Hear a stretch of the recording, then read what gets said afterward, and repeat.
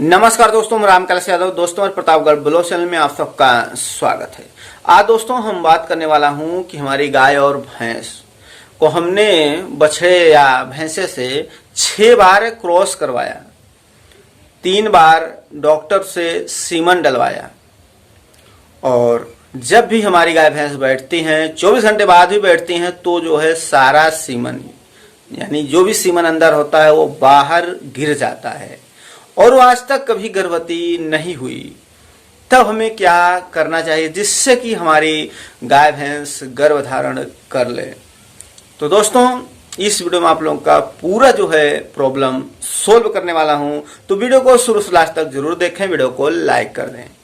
एक बात और हम आप लोगों से कहूंगा, अगर आप लोग की गाय और भैंस को जो भी प्रॉब्लम है, जो भी दिक्कत है, आप लोग जो कमेंट करते हैं, कमेंट नीचे जो करते हैं पूरी तरह से करें। जो भी दिक्कत है टोटल लिखें। भले जो आपका कमेंट बड़ा हो जाता है उससे कोई दिक्कत नहीं, आपके हर कमेंट को हम पढ़ते हैं, देखते हैं, उसके हिसाब से आप लोग को हम वीडियो बनाकर देने की कोशिश करते हैं। तो ऐसा नहीं आप लोग आधा अधूरा बिल्कुल कमेंट ना करें। जो भी प्रॉब्लम है सारे प्रॉब्लम से आपको दूर किया जाएगा। अब बात आती है गाय और भैंस को।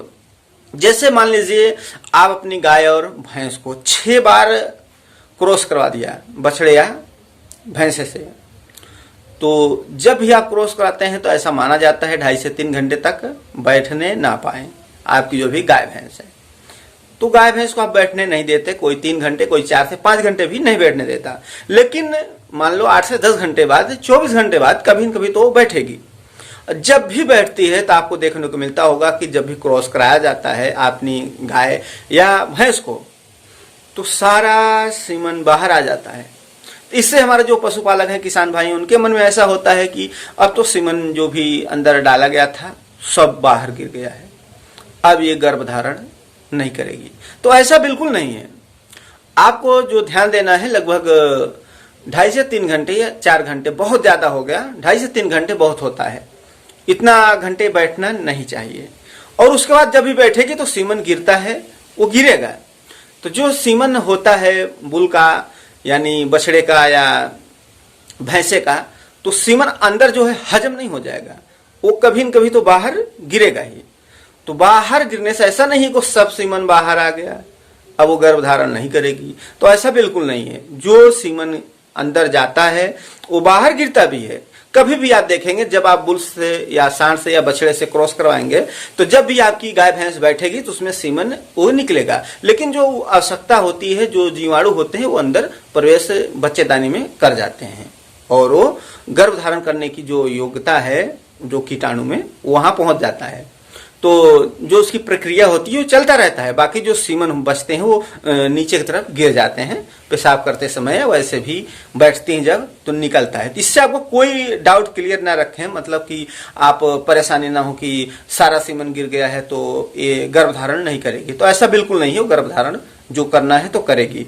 अगर 24 घंटे बाद या 10 घंटे 12 घंटे बाद भी बैठती है आपकी गाय भैंस, अगर सीमन दिखाई देता है तो घबराने की कोई जरूरत नहीं है, उससे आपको कोई दिक्कत नहीं होगा। अब बात आती है सीमन कराने के बाद। सीमन कराने के बाद भी जो सीमन अंदर जाता है वो भी गिरता है, लेकिन बहुत ज्यादा मात्रा में नहीं गिरती, थोड़ा ही गिरता है, बहुत ज्यादा नहीं गिरेगा। जैसे कि डॉक्टर सीमन करके चले गए हैं आपकी गाय या भैंस को, फिर ऐसा बोलते हैं आपको 2.5 से 3 घंटे नहीं बैठना चाहिए। जब भी 2.5 से 3 घंटे हो जाते हैं फिर आप देखेंगे बैठ जाती है। बैठने के बाद हल्का फुल्का थोड़ा बहुत जो है सीमन गिर जाता है। लेकिन ऐसा भी देखा जाता है कि सीमन कराने के बाद आप देखे होंगे कि बहुत ज्यादा मात्रा में गिरता है। जो सीमन होता है यानी डिस्चार्ज होता है आपकी गाय भैंस में दिखाई देता होगा आप लोगों को। जब भी सीमन करा देते हैं तो आपको भी देखने को मिला होगा कि बहुत ज्यादा मात्रा में, कोई कोई तो गाय भैंस मान लीजिए सीमन कराने के उसी दिन करती हैं, कोई दूसरे दिन, तीसरे दिन, कोई ऐसे भी आपको गाय भैंस देखने को मिलेगी कि तीसरे दिन या चौथे दिन या 5वें दिन करती रहती हैं, ज्यादा से ज्यादा मात्रा में करेंगी। 200 ग्राम 250 ग्राम तक के सीमन जो है निकलता है डिस्चार्ज। तो इससे क्या है कि आप लोग सोचते होंगे इतना सारा डिस्चार्ज निकल रहा है, तो दोस्तों डिस्चार्ज नहीं होता है। अगर इस तरह का डिस्चार्ज निकल रहा है कि ज्यादा मात्रा में, तो वो सीमन नहीं है, वो आपकी भैंस की जो या गाय या जो भैंस है वो बच्चे दानी का इन्फेक्शन है। इन्फेक्शन होने के कारण वो बार बार हीट में आती हैं, रिपीट होती हैं, गर्भधारण नहीं कर पाती। तो इसकी पहचान है कि ज़्यादा मात्रा में होना या दूध जैसा उजला उजला से दिखाई देना, ज़्यादा मात्रा में चूने का पानी जैसा गिरेगा, वो भी देख सकते हैं आप, वो भी इन्फेक्शन है। और फटा फटा से रहेगा, दही जैसा रहेगा, वो भी एक इन्फेक्शन माना जाता है।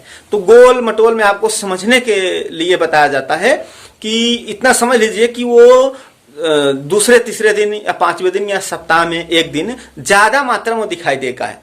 जैसे सीमन का होता है डिस्चार्ज जो होती है, जो आप डॉक्टर से या बछड़े से या भैंसे से क्रॉस करवाया जाता है, वो डिस्चार्ज सिर्फ एक दिन गिरता है। फिर उसके बाद 7 दिन बाद भी दिखाई देता है, जैसे हल्का गाढ़ा, हल्का पीला रहता है, पतला सा, बहुत पतला भी नहीं रहता है, मोटा रहेगा बहुत मीडियम में, और हल्का पीला कलर रहेगा। तो इससे आप अंदाजा लगा पाएंगे गाभिन है। कभी कभी 7 दिन बाद दिखाई देता है, कभी 18 दिन, कभी 20 दिन या 21 दिन के अंदर अंदर। मान लीजिए 7 दिन के बाद 21 दिन के अंदर अंदर सीमन या क्रॉस कराने के बाद अगर आपकी गाय या भैंस गाभिन है तो सीमन कराने के या क्रॉस कराने के बाद 7 दिन से लेकर के 21 दिन के अंदर अंदर आपको दिखाई देगा। अगर वो गाभिन है तो आप देखेंगे हल्का पीला मोटा डिस्चार्ज होगा। तो उससे एक आप आसानी से अंदाज लगा पाएंगे कि आप जो गाय भैंस है सीमन कराए हैं वो गाभिन है। अब बात आती है ज्यादा मात्रा में डिस्चार्ज करती हैं, उसका भी सुलेशन है, वो इन्फेक्शन है।